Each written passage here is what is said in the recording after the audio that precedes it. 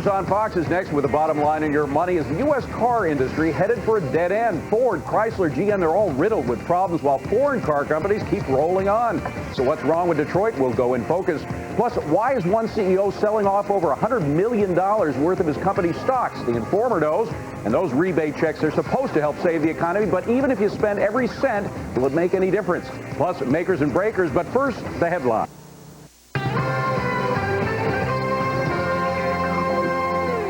Fox News Live, I'm Derry Alexander. The U.S. and China are closer to solving some of the military differences. Secretary of State Colin Powell met with China's president and foreign minister in Beijing. Powell says he was able to move the ball forward on the U.S. concerns about Chinese exports of missile and weapons technology. He also gave assurances that the U.S. Missile Defense Initiative does not pose a threat to China. President Bush plans to visit China come October.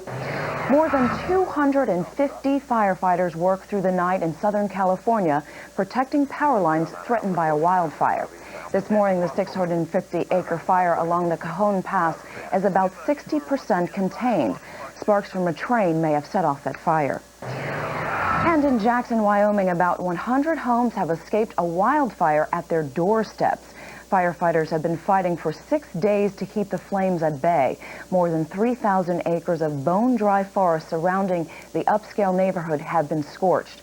Flames have come within 200 feet of homes worth an average of $5 million. 2 Americans have been charged in the biggest cocaine bust in Australian history. Police say the men were caught trying to bury more than a ton on a remote beach after smuggling the drugs in by boat.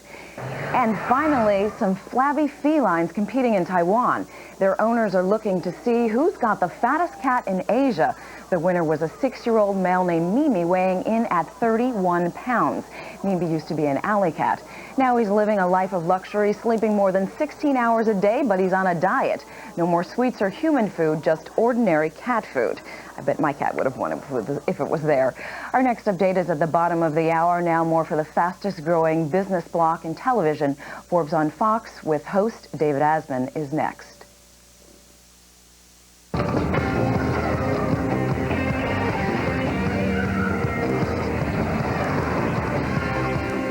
Hey everybody, I'm David Asman. Welcome to Forbes on Fox. Well, Motor City ain't what it used to be. Folks are still buying Detroit's cars, but profits have slipped. And on top of it, Americans are buying more foreign cars now than ever before. So is the American auto industry running out of gas? Let's go in focus and find out with Forbes car columnist and specialist, our own Jerry Flint, editorial vice president Jim Michaels, managing editor Dennis Neal, and senior editor Elizabeth McDonald. So Jerry, what's going on in Detroit? In cars, not trucks, probably more than half the cars bought by real people have foreign names on them. And unfortunately, the foreign cars are better than the American cars. And the foreign trucks, which are just beginning to come in numbers in this country, are quite good. And if things continue in this vein, then I'd say in 10 years, foreign trucks will dominate the market too. Now, we're doing fine. It's just they're doing better, right? No, we're not doing fine. We're not doing fine. When the other guys, when the foreigners are selling more than the home team, that's not doing fine. Okay, one at a time. Go ahead, Dennis. To stop looking at the car industry as U.S. or foreign. Ford owns Volvo. I mean, Daimler owns Chrysler. There is no more foreign car makers. This is a robust market. Last year, 17.5 million cars in the U.S. sold, more than ever before. This year, you're talking maybe 16.5. That's 500,000 more than they expected when the year began. This industry's doing pretty well. All right, global economy. The industry is doing well, but the American companies are doing terribly. General Motors down 73% in the first half. Ford managed to lose money. Chrysler's a disaster. And this in a 16.5, 17 million car year. The American companies are doing rotten. Well, let's just look at the sheer volume some companies are selling. Last year, GM sold about 5 million cars and light trucks combined. Ford about 3.5 million. But BMW didn't even import 200,000 units. So, Jim, it looks like great sales. So what's the problem? The problem is BMW makes lots of money on every one of those cars, and the guys you're talking about, the Americans, don't. Now, you got to ask me, why are the other guys building better products? The customers aren't dumb. They're buying the foreign stuff because it's better. He owns a BMW. she owns a Nissan. He hasn't owned a car in 19 years. Wait a minute. It doesn't matter. Or that's beside the point. No, it's not beside the point. Let me finish. Let's look at the earnings of these companies. What we're talking about, for example, in Japanese companies, they have not recorded a big whopping expense for retirement benefits for what it takes to pay for retirement, for all the little worker bees to put all those cars together. According to Stephen Gursky and Trevor Harris at Morgan Stanley, they did a great study. They found that profits will be wiped out at Mazda, at Mitsubishi, and they would be hurt at Toyota and Honda and other foreign manufacturers too. If they properly book these expenses, we can also expect $15 billion in asset write-downs for the whole industry. All right, well, let's talk about volume over profits. You got a lot of single units being sold, but the profits just aren't adding up, Jim? They're not here because Detroit's overproducing. They're overproducing so much that they have to give big discounts on these Plus, cars. they made a lot of acquisitions. Nobody made a lot of money on share buybacks. Detroit should overproduce. It is shackled to these bad labor contracts that force the car companies to pay their laborers whether they produce or not. I say produce more cars.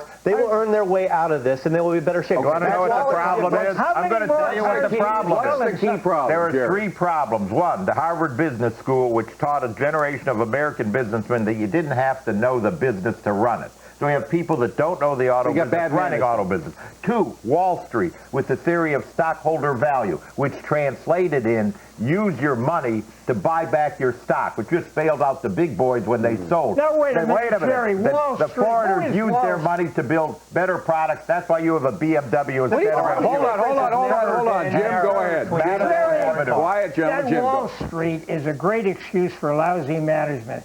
That company is owned by pension funds, 401k, small investors. They're the ones who are being hurt by bad management.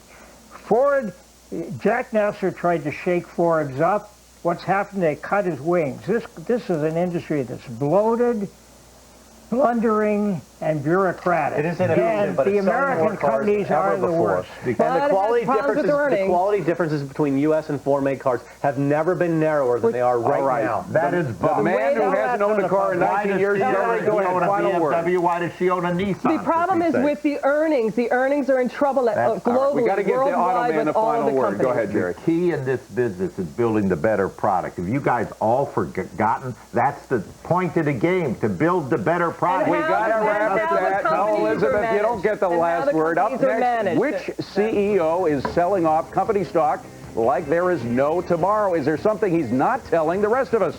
Well, the Informer knows. That's coming next when Forbes on Fox returns.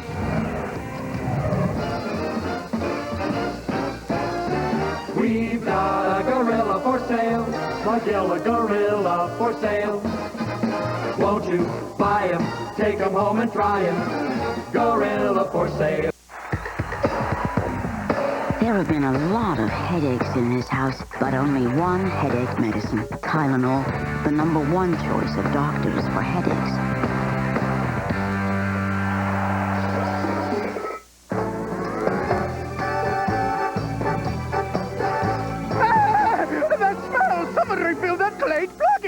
For lasting freshness, don't forget to refill your Glade plug-ins. Plug it in, plug it in.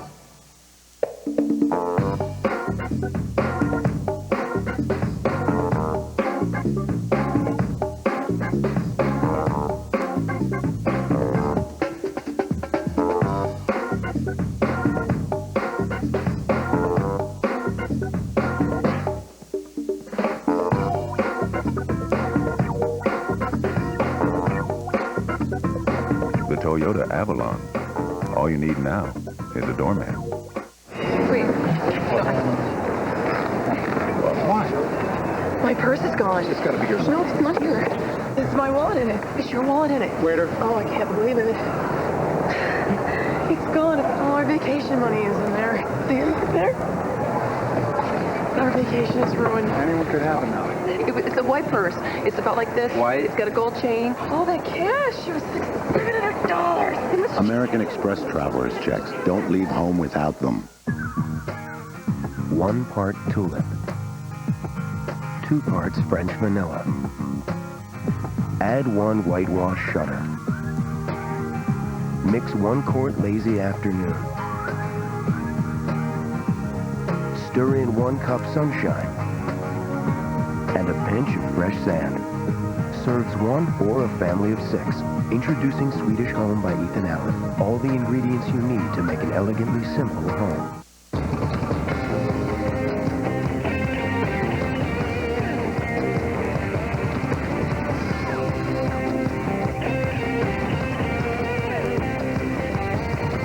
And we're back with the news you'll hear first right here. It is time for The Informer. And here with the big stories, national editor Bob Lenzner, senior editor Peter Newcomb, staff writer Lee Gallagher, and a special in-house visit all the way from out in Silicon Valley, our Silicon Valley guy, senior editor Quentin Hardy. Good to see you here, Quentin. Bob Lenzner, let's start with you. What do you got? I got insider selling, not insider buying.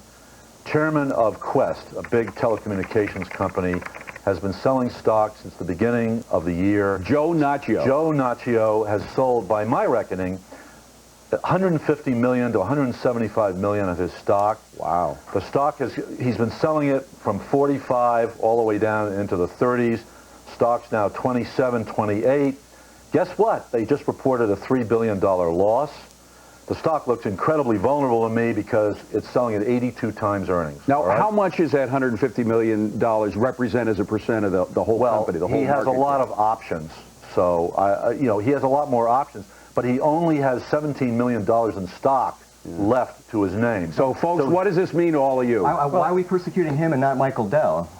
Dell always sells. I'm just wondering. So everybody's doing it. No, when the chapter of this market time is written someday, this is going to be one of the shabbier episodes, that the people who run the companies are dumping their stock because they know what's going on. Okay? So us poor schmucks out there who are holding stock, we lose, but they gain. That's right. Go ahead, Quentin. You know, Joe's never made a secret he's going to be an old man there. He's planning to move on, and they got some good operations guys there. But the street takes the company apart in two ways. They say, well, it's a phone company. It used to be U.S. West. But for some reason, it's got the worst territory in the country, and it gets a high value. And the data guys go, it's a data company, but it's got the problems like other data companies. Long term, it does have a problem. I don't know why the street. But you're defending Joe. I think Joe is smart to be selling. Who cares what the analysts think? This is a morality tale about America today. I thought we were discussing money. You know? Okay, folks, we got to move on. Wrong sell of stock. We're going to stick with sort of telecommunications business. Hewlett-Packard, it's a name everybody knows. Quentin, what's happening there? Well, you know, this week Hewlett-Packard had more bad news. Stock sells down again. I really do think Fiorina is right to blame the extrinsic environment. They got no demand right now. You know, Cisco's got this problem. All these guys have the market's lousy. Fact is, if you want to have a diversified portfolio, you got to have something in tech. Buy a big company that's going to be around for the end of it and looks well managed. I think she's managed it pretty well. So HP is a survivor, is what you're saying? It's a survivor, and she's doing the right things. She's telling the street when she has problems. You want to do that. She bought into a consulting firm. She bought it cheaply. She walked away from an expensive one, bought the assets discount of another one, doing some nice things on storage. I think she's making some decent quick. moves. Anybody on HP? I would stay away Lee, from go it. ahead. I would stay away from it. The PC market's reporting negative growth for the first time in 15 years. Even though the P is only 20, it's selling at a small PC company is going to go away. Wait till it sells at 15 times earnings and then start nibbling. Folks, we got to leave it at that. Peter Newcomb, let's talk entertainment. Let's talk music. EMI Music, Britain's big music company, had another scandal rocket last week. The company's been a buyout target for the last 18 months. You know, Time Warner came in to buy it. You shut it down. Bertelsmann came in to buy it. They shut it down. The management's a disaster there. And there's an internal soap opera going on, right? You know, it's run by this husband-wife team, Ken and Nancy Barry. She's just a nightmare. They're now getting divorced. The shareholders upset. Things trading at a steep discount. This is sort of like their yard sale. They're going to sell their company. Most people sell the car and the house. Most couples sell a toaster, right? All right, folks, we got to move on. EMI, watch out, folks. So, Lee Gallagher, what do you got for us? We've got a company called Barr Laboratories. You're going to be hearing more about this company. In a few weeks, it's about to start selling the first generic version of Prozac. It's cleared the last legal hurdle a few weeks ago, which has sent the stock up to $84 right now. It was $67 a few weeks ago. Even at 84, it's got room to come up. It's trading at 66 times last year's earnings, but once you factor in the revenue from Prozac, we should emphasize again, this is a generic version of Prozac because the copyright or whatever you call it on the original is running out. Right, exactly. And it's She's a sweet lady, but the problem with her recommendation is that everyone will be able to offer a generic version of Prozac. So what about that? The price is going to drop 90%. That's what always happens when these drugs come off their patent. This is a commodity business, you're right, but history has shown that the first generic tends to lead the market and maintains that lead. So do they make money in this commodity business? These guys know how to manage in a commodity business. All right, Barr Laboratories, you heard it here first. Everybody, thanks a lot. That was great. Up next, Walmart's a great place to shop for bargains, but is Walmart's stock a bargain in itself? Makers and breakers when Forbes on Fox returns.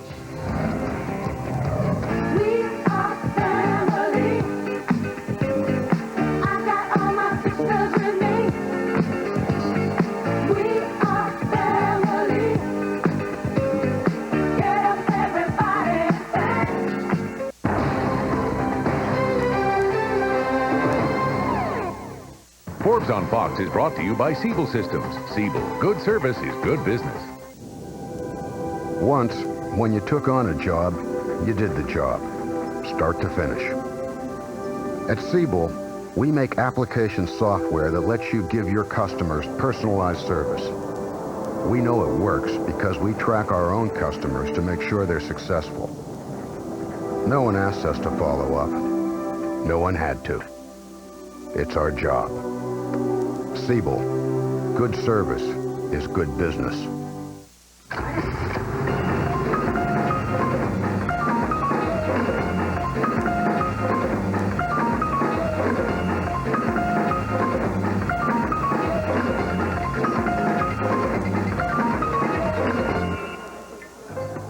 Lisa? Tom. Nice to meet you. I got a little held up at work. Where's that? L.A. Introducing the 260 horsepower Acura TL Type S. You may know Delphi Automotive Systems is in your car. Happy anniversary. Honey? But how would you like a glimpse of what we're developing for tomorrow? Take a look at our communication systems, where we're bringing the internet, even email, into your next vehicle. And our advanced vehicle dynamics will give drivers greater control. Have a nice evening. Delphi Automotive Systems, driving tomorrow's technology. Are you going to stay out here all night? Introducing the Hertz Prestige Collection. Jaguar. Volvo. Lincoln. Land Rover. Part of the new Hertz Prestige Collection. If they're your kinds of cars, Hertz is your kind of car rental company. The Hertz Prestige Collection. The easiest, lowest cost way to order pay-per-view. Keep a phone line connected to your receiver. Tune in to pay-per-view channels 455 through 525. Choose your show. Hit select. Confirm your order. Enjoy. Tonight, order Dish On Demand pay-per-view with your Dish Network remote. How much PC can $849 get you? More PC than we can tell you about in 30 seconds. The compact Presario 5000T. Let us build one for you. Call us direct at 1-800-336-1366 for all this, and we'll double your memory for free. A super-fast Intel Pentium 3 processor, CD-ROM, accelerated graphics, pro-quality audio system, monitor, one-touch internet access, lots of memory, plus 5 color choices, red, green, blue, purple, and orange, and that's just for starters. Hey, do I have time to mention the...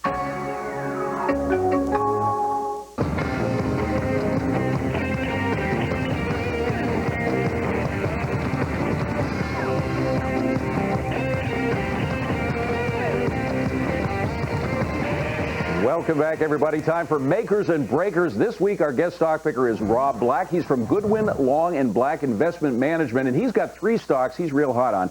Viacom, Walmart, Medtronic. We heard of them all. We should point out that Rob's firm owns all 3 of these stocks. I'm here to ask the tough questions that everybody has to ask before they buy a stock. Associate Editor Jim Clash on the right in yellow, can't miss him, and Editorial Vice President Jim Michaels, who is on the left. Welcome, gentlemen. First up, big media company, Viacom. Tell us why you like it. Nickelodeon, preteen company, preteen media company. You have MTV for the teenagers. You've got CBS. They're getting a 18-25 demographic looking better because of Survivor. They've gone from worst to first. Who's going to compete with them? How many great media companies are there? Jim Clash? I'm a maker on Viacom. I'd be more of a maker had we done the show last week before they had this earnings announcement. The stock went up 8% on Thursday, but I'm still a maker. I mean, this is the the preeminent cash generator of the entertainment companies, and they've got this great deal with Procter & Gamble for $300 million for a multi-platform media thing. I think platforms. Yeah, and I think there'll be more companies that are going to do the same. So even though the price went up last week, you still like it. Jim Michaels? This is one of these companies where they talk EBITDA instead of earnings. I don't EBITDA schmebita. I want to see real earnings. Besides that, the guy who founded the company, Sumner Redstone, seems to be more interested in blonde models these days than in business models. Whoops. Okay. I'm down on it. All right. One up, one down. Then there is mass market retailer Walmart. We all got those rebate checks now. We want to use them. Maybe we'll spend them there. Walmart's a very expensive car. It's not a Chevette. It's a Corvette. You have to pay to play. It's bigger than number 2, number 3, number 4. JCPenney, Sears, Kmart, they all want to be Walmart because Walmart deals in volume, volume, volume. It's a biggie, no question. Jim Michaels? You know, Sears was once the Walmart. These things change. Yep. You're paying a huge price for this. There's a difference between a great company and a great stock. It's a great company. I don't think it's a great stock. Not at 38 times. Okay, earnings. one breaker, Jim Clash. I'm also a breaker. I agree with Jim Michaels on this. It's a great company, but this thing trading at 38 times trailing earnings is very expensive. Also, this business about rebate checks. I just got my first check. I got $8 more. I don't think anybody, Walmart's counting a little too heavily on these tax rebates. All right, let's talk medicine. Finally, Medtronic is basically the kind of stuff that you put in your heart to make it tick right. Absolutely, as Dick Cheney did. As we're growing older, and our society is growing older, our hearts are going to give up. Pacemakers we're talking about primarily. We're talking about people living too stressful, drinking butter. Our society is getting fatter, and when we do, our hearts blow up. Medtronic has got a great cast, Jim Clash. Yeah, Medtronic's I'm a maker on. This thing's buying back shares. That's always a good sign. It's dropped 20% this year, so I think you can get it at a fairly good deal, even though the PE is, I think it's forward PE is at 38. But you know, the health PE is 56, so you're getting a discount on it versus the healthcare. Jim Michaels, you generally like health stocks. You're talking about the older generation. That's me. I'm all for medical progress. This company has sales of $5 billion. It has a market capitalization of $50 billion. It's much too rich for my blood. All right. I wouldn't touch it. Another down stock for Jim Michaels. Gentlemen, let's sum up these stocks. First, mega media company Viacom. Rob Black and Jim Clash say that stock's a turn on, but Jim Michaels thinks it's more like a vast wasteland. And then there's Walmart, a name just about everybody knows. Rob Black's the only one standing by this huge store. The Jims are not impressed. Finally, Medtronic. They make pacemakers and other equipment for your ticker. Rob Black and Jim Clash like the way this company's ticking along, but Jim Michaels thinks the company may be good for the heart, but the stock's not good for the stomach. Gentlemen, thanks. When we come back, those tax rebate checks we're all getting, how could a check in the mail be bad news? We'll find out on the flip side when Forbes on Fox continues. Things that make you go,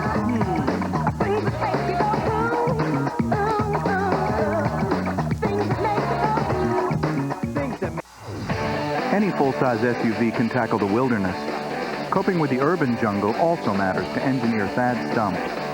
For the Yukon XL, his team completely re-engineered the suspension and tightened the turning radius to make the Yukon XL surprisingly agile. Thad knows that while SUVs have gotten bigger, parking spaces have not.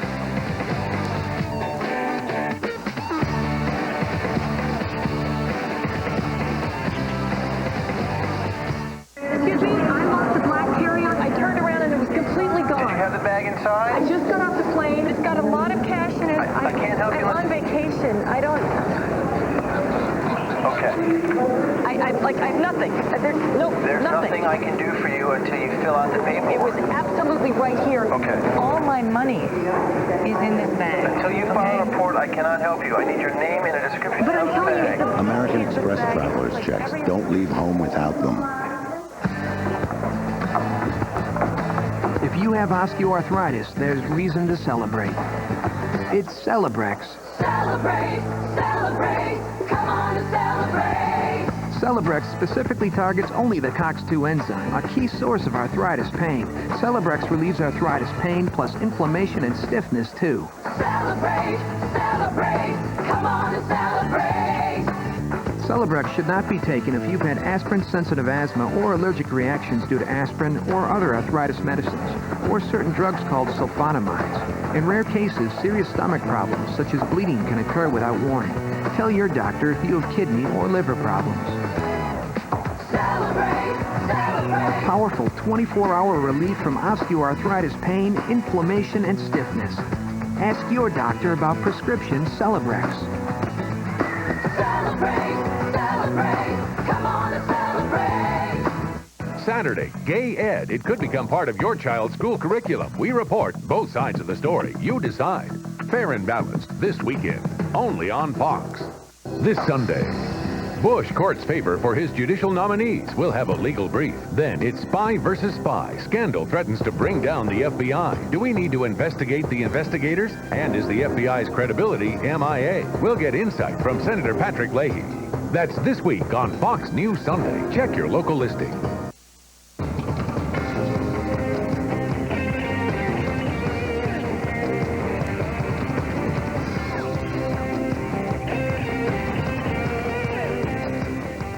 Welcome back, everybody, now for a look at the flip side of those rebate checks we hope we're getting from the government. The government is hoping you cash that check and buy something with it, like a DVD player or perhaps even some stock. But even if we all spend our checks, will it really breathe life back into our sagging economy? Dennis Neal says, no way, Jose. But Jerry Flint thinks spending that money's got to help a little bit. Now, the government wants us to use this money to go on a spending spree to help boost the economy. Listen to what President Bush said last week. This is a refund of your own money. Money you've earned and money you will now be able to spend. You may choose to buy something your family needs, and you can feel comfortable spending your refund check if you want to. He's really pushing that spending, Dennis. Yeah. Is it going to help? Thank you for your permission, Mr. President, so that I can spend my refund tax. But that's clueless. Look, this whole tax cut, the first installment is $38 billion. Now, that amounts to about 4 days of retail sales in the U.S. This is going to do nothing to revive the economy. You want to revive the economy?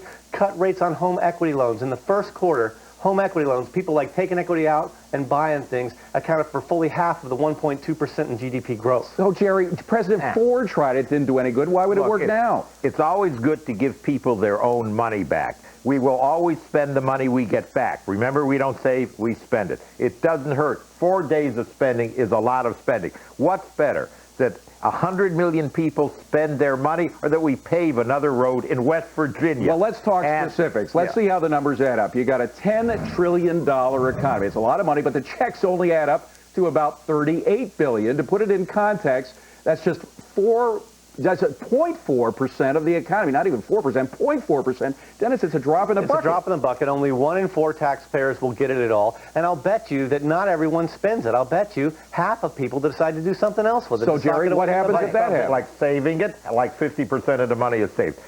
That doesn't matter. That's how you fill up buckets. You start. You spend the money. It's better that we spend it than that the government, as I said, pave another road in West Virginia. This is about politics, not economics. The government, our government, is being very sanguine, rose-colored glasses. They're almost lying to us. They know, the Bush administration knows that this will not revive the economy, and the numbers show it. It's just a.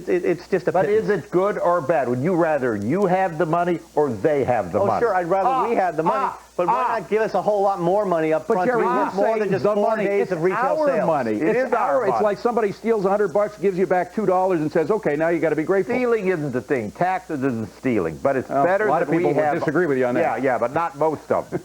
It's better that we spend our money than they spend it in most cases. Look, the entire tax cut is 1.3 trillion over 11 years. It's going to amount to maybe overall by the end of 11 years, the government will be collecting 11% less money than it would have. 11% over 11 years, that's not really very much. I didn't know he was, he was a Rockefeller sitting here. What's 11% to this guy? I mean, I'm sorry. They give me money back, I like it. I spend it, I'm sure it helps the economy. All right. You can say it doesn't turn around the whole economy. Franklin Delano Roosevelt, with the entire New Deal, didn't turn around the economy. It took World War II. Maybe you want Jerry World War III. says it couldn't hurt. Dennis says it's not going to help all that much. Gentlemen, you want World War III? We got to leave it at that. We're going to leave it with World War III. Great info from everybody at Forbes today. Now, if you weren't writing down all those company names, fear not. On Monday, you can get all the details by clicking on to foxnews.com/Forbes. And while you're there, talk back or send us a question. And there's a lot more for your money coming up right now. It's cashing in with our own Terry Keenan. Will the NASDAQ drop to 1,000? Could you imagine? Well, it could happen. So if it does, where do you put your money? Terry and her group have the answer and also the answers to all your specific money mail questions. That's it for Forbes on Fox. The editors and writers at Forbes already are working on next week's edition, so we're going to see you back here same time, same place next week. For everybody at Forbes and Fox, have a wonderful, wonderful weekend. Terry Keenan and Cash It In starts right now.